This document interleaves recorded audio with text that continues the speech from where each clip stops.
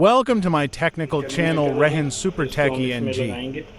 Terminator 3 pin to way UK extension socket connection. ये face और ये ग्राउंडिंग, इसके चार स्क्रू ये खोल लेंगे तो ये इस टाइप से अंदर आ जाएगी।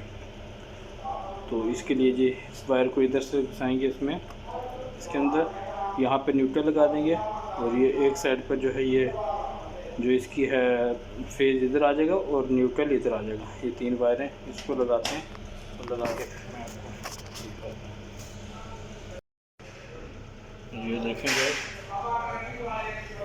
इसको लगा दिया।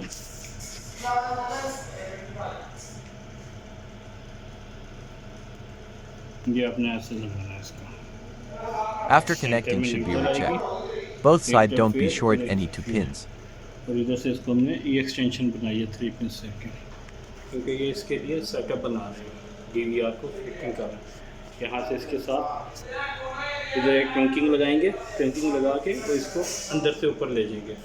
ठीक है जी, जैसे कि ये सेटअप लग गया है इसका, ये DVR के।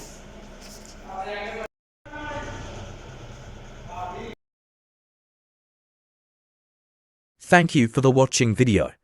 Please like, share and subscribe my channel and also press bell button.